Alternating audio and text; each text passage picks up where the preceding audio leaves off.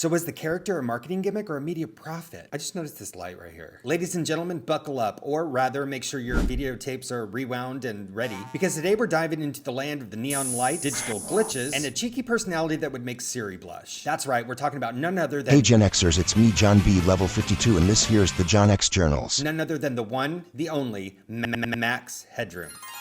Now, if you didn't live through the 80s, you might be wondering, who the hell is Max Headroom? And if you did live through the 80s, you might be wondering, why the hell is he bringing up Max Headroom? For the former group, Max Headroom was a pixelated, glitchy, fast-talking TV host that looked like he was beamed out right out of a computer game. Or at least what we thought computer games would look like 20 minutes into the future. Max was actually supposed to be a computer-generated character, but he wasn't computer animated at all. In fact, it was just actor Matt Frewer all dolled up in prosthetics, thick makeup, and a suit so plastic you could practically hear it squeak. He was basically a CGI Frankenstein, except made of latex, not pixels. Because in the 80s, futuristic was more of an aesthetic goal than a technical one. But let's rewind to his original story.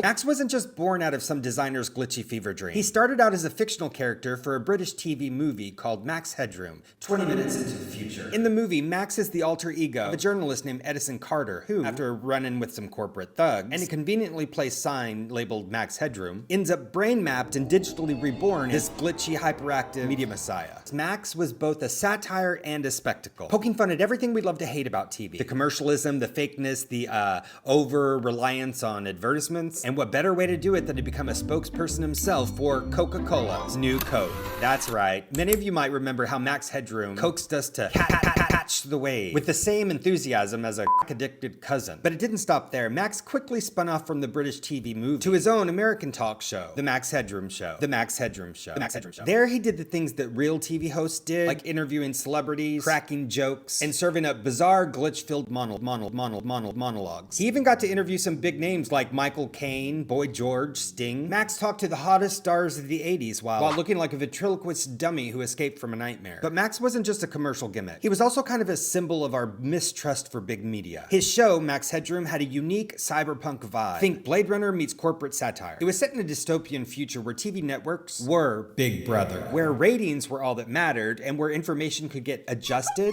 for public consumption. Sound familiar? Yeah, Max Headroom basically called out news before news was a thing. Speaking of dystopia, does anybody remember Blipverts? Max's show introduced this concept, a crazy idea of condensing 30 seconds of ads into just 3 seconds by super speeding them up. Catch is, it sometimes caused viewers to, well, explode.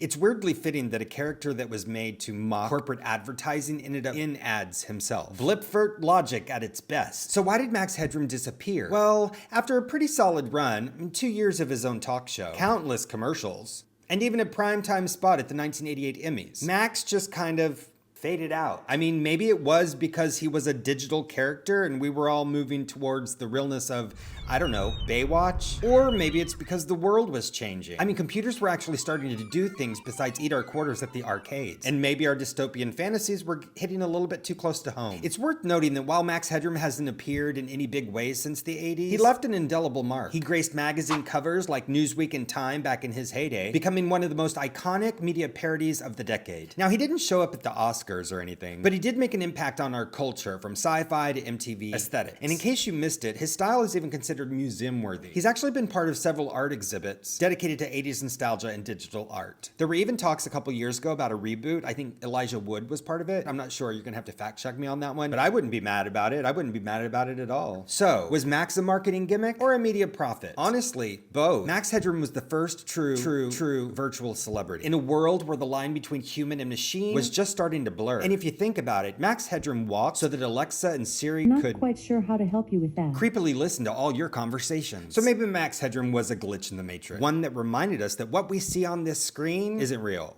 Or maybe it's so real. So whether you loved him, you hate him, you never heard of him, or had nightmares about his plastic face, remember, Max Headroom wasn't just a guy from the 80s in makeup. He was a full-on 80s fever dream, glitched in our collective consciousness. If you want more Gen X content, don't forget to like, subscribe, and hit that bell. So until next time, keep questioning everything on that screen, because pixels don't lie. Except when they do. How did I not notice this light right here?